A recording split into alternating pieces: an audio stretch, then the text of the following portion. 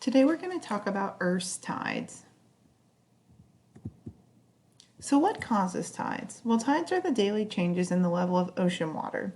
And basically it's caused by what's known as the tidal force. And the tidal force is the gravitational pull of the Earth and the sun.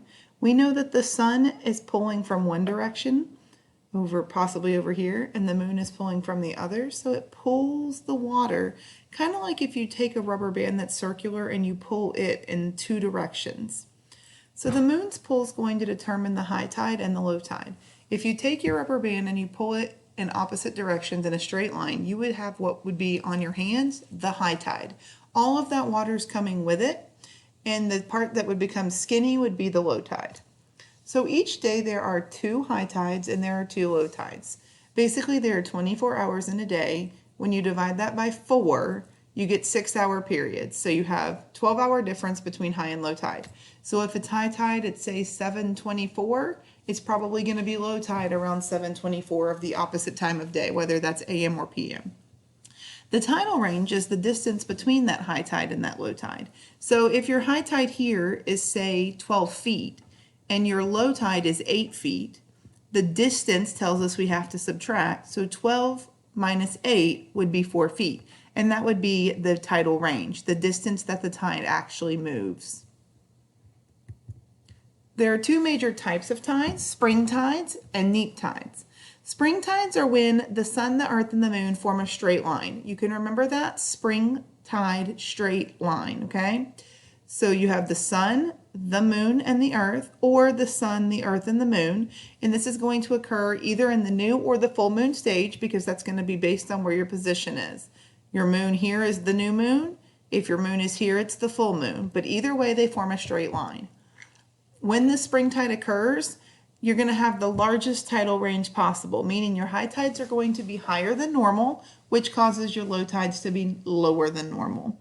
And the reason is that moon is helping pull an even stronger gravitational pull on your water in the ocean on your tides. The second type is the neap tide, and that's when the sun, the earth, and the moon form that 90 degrees. So this is going to occur at either first quarter or third quarter, okay? And this is going to be the smallest tidal range. So basically your high tides will be lower and your low tides will be higher.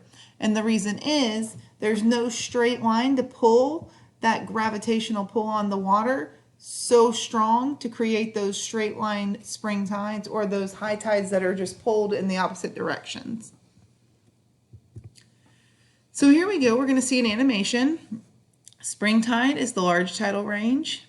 Neap tide is the small tidal range. Spring tide is the largest. And you'll see it again.